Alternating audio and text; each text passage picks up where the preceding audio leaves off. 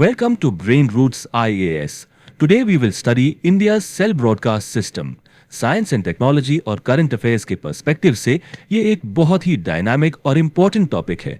आइए समझते हैं कि आखिर ये इतना न्यूज में क्यों है और इसका हमारी नेशनल सिक्योरिटी और डिजास्टर मैनेजमेंट पर क्या ग्राउंड लेवल इम्पैक्ट पड़ने वाला है।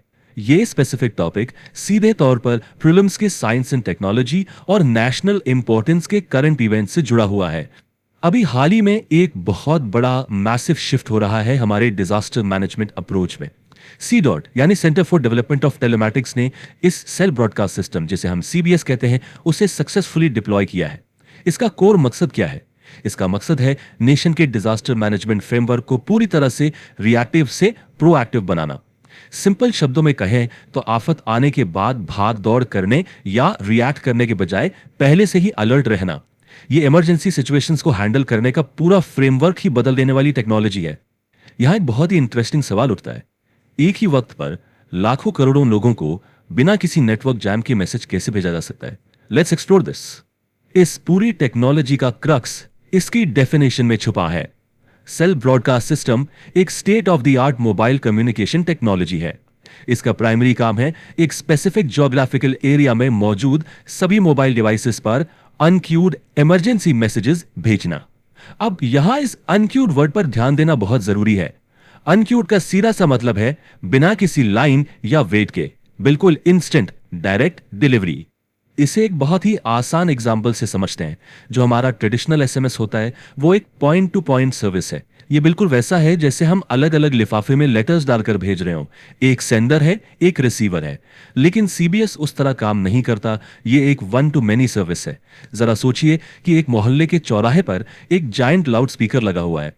जब उस लाउड स्पीकर पर कोई अनाउंसमेंट होती है तो वहां खड़े हर एक इंसान को एग्जैक्टली एक ही सेकंड में सब कुछ सुनाई देता है। CBS बिल्कुल उस जायंट लाउड स्पीकर की तरह काम करता है। ये इंडिविजुअली मैसेजेस नहीं भेजता बल्कि एक साथ सबको इंस्टेंटली अलर्ट करता है। सुनने में ये थोड़ा टेक्निकल लग सकता है, बट ट्रस्ट मी, इसका अंडरलाइंग मैकेनिज्म इनक्रेडिबली लॉजिकल और समझने में बहुत आसान है। इस पूरे मैकेनिज्म को हम 3 क्रोनोलॉजिकल स्टेप्स में ब्रेक डाउन कर सकते हैं। स्टेप 1, एक सेंट्रल प्लेटफॉर्म से इमरजेंसी मैसेज इनिशिएट और सेंड किया जाता है। स्टेप 2, ये message designated base transceiver stations, जिसको हम सिंपल भाषा में अपने आसपास के सेल टावर्स या BTS कहते हैं, वहां रिसीव होता है। और फिर आता है स्टेप 3, ये सेल टावर्स अपने सिग्नल रेडियस में आने वाले हर एक हैंडसेट पर उस अलर्ट को डायरेक्ट ब्रॉडकास्ट कर देते हैं।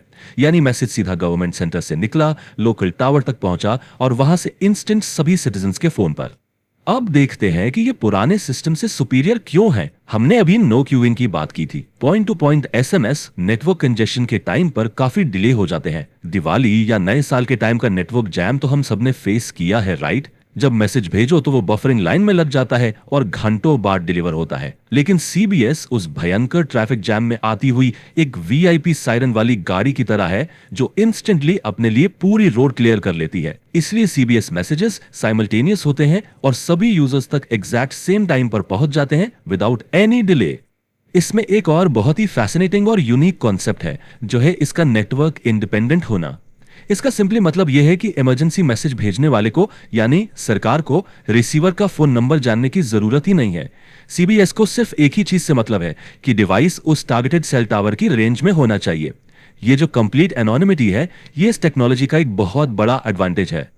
अब हम इस सिस्टम के कुछ ऐसे हाई यील्ड फीचर्स की बात करेंगे जो इसे इंडियन डेमोग्राफिक के हिसाब से यूनिकली परफेक्ट बनाते हैं। ये 3 फीचर्स एकेडमिक और प्रैक्टिकल दोनों पॉइंट ऑफ व्यू से बहुत इंपॉर्टेंट है। पहला है प्रिसाइज जियो टारगेटिंग। इसका मतलब है सरकार चाहे तो सिर्फ एक छोटे से नेबरहुड, पूरे एक स्टेट या जरूरत पड़ने पर एंटायर नेशन को टारगेट करके अलर्ट भेज सकती है। दूसरा, ये बिल्कुल इंडिजीनियस टेक्नोलॉजी है, यानी इसे 100% CDOT द्वारा इंडिया में ही डिजाइन और मैन्युफैक्चर किया गया है। और तीसरा और सबसे जरूरी, प्रायोरिटी नोटिफिकेशंस। ये नॉर्मल SMS की तरह नोटिफिकेशन बार में चुपचाप आके नहीं बैठ जाता। ये किसी भी स्मार्टफोन स्क्रीन पर चल रहे दूसरे सारे ऐप्स को बाईपास करके एक पॉपअप की तरह आएगा और साथ में एक डिस्टिंक्ट लाउड सायरन टोन बजेगी। इसका काम ही है यूजर की अटेंशन फोर्स करना। इंक्लूसिविटी एक और बहुत बड़ा फैक्टर है। भारत जैसे डाइवर्स देश में जहां हर कोर्स पर भाषा बदलती है, वहां इंक्लूसिविटी क्रूशियल है। इसलिए CBS मल्टीलिंगुअल सपोर्ट ऑफर करता है।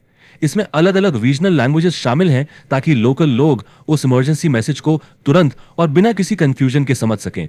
साथ ही इसमें एक रीड अलाउड फंक्शन भी ऐड किया गया है। ये text to speech feature specially visually impaired users को असिस्ट करने के लिए है। एक भी इंसान पीछे नहीं छूटना चाहिए। क्राइसिस के दौरान हर एक सिटीजन को इंफॉर्मेशन मिलनी ही चाहिए। अब थोड़ा माइक्रोस्कोपिक डिटेल से बाहर आते हैं और एक मैक्रोस्कोपिक व्यू देखते हैं। आइए इस टेक्नोलॉजी को डायरेक्ट यूपीएससी सिलेबस के डिजास्टर मैनेजमेंट और नेशनल सिक्योरिटी वाले हिस्से से कनेक्ट करते हैं। यह टेक्नोलॉजी खास तौर पर सडन ऑनसेट डिजास्टर्स के लिए एक एब्सोल्यूट गेम चेंजर है। सडन ऑनसेट डिजास्टर्स मतलब वो आफतें जो बिल्कुल अचानक से आती हैं, जैसे कि फ्लैश फ्लड्स, गैस लीक्स या फिर अर्थक्वेक्स। ऐसी सिचुएशंस में तैयारी करने का वक्त बिल्कुल भी नहीं मिलता। यहां लीड टाइम का कॉन्सेप्ट समझना बेहद जरूरी है। डिजास्टर के स्ट्राइक करने और ग्राउंड जीरो तक उसकी वेव आने के बीच का जो छोटा सा टाइम विंडो होता है, उसे लीड टाइम कहते हैं। सीबीएस लोगों को प्रोटेक्टिव एक्शन लेने के लिए वो क्रिटिकल सेकंड्स या मिनट्स प्रोवाइड करता है। अगर भूकंप की वेव आने से सिर्फ 10 सेकंड पहले भी फोन पर सायरन बज जाए तो प्रोटेक्टिव कवर लेने के लिए मिले वो चंद सेकंड्स हजारों पोटेंशियल कैजुअलिटीज को बचा सकते हैं। नेशनल सिक्योरिटी की अगर बात करें तो पैनिक के टाइम पर सबसे ज्यादा खतरनाक चीज क्या होती है? फेक न्यूज और अफवाहें। सीबीएस एक direct verified government to citizen communication link establish करता है। जब अलर्ट डायरेक्टली ऑफिशियल चैनल से आता है तो मिस इन्फॉर्मेशन तुरंत कट हो जाती है। लोगों तक सिर्फ वेरीफाइड इंफॉर्मेशन पहुंचेगी। ये एक सिंगल फीचर ही नेशनल सिक्योरिटी को मैसिवली स्ट्रेंथन कर देता है। जिस इंस्टीट्यूशनल बॉडी ने यह पूरी रेवोल्यूशन डिजाइन की है, उसके हार्ड फैक्ट्स प्रीलिम्स के लिए काफी क्रिटिकल हैं। ये 3 इंस्टीट्यूशनल फैक्ट्स मेमोरी बैंक में अच्छी तरह से लॉक होने चाहिए। CDOT यानी centre for development of telematics 1984 में एस्टैब्लिश किया गया था। ये डिपार्टमेंट ऑफ टेलीकम्युनिकेशंस का एक प्रीमियर R&D सेंटर है और ये डायरेक्टली मिनिस्ट्री ऑफ कम्युनिकेशंस के अंडर ऑपरेट करता है। मेक श्योर ये पॉइंट्स क्लियर हों। तो इस लेक्चर को रैप अप करते हुए एक बहुत ही प्रोवोकेटिव सवाल को रिफ्लेक्ट करने की जरूरत है। How will proactive communication systems further redefine India's national security framework in the 21st century? इस विषय पर गहराई से एनालाइज करना सच में एक अच्छी एक्सरसाइज है। If you found this lecture helpful, like, share and subscribe to the channel.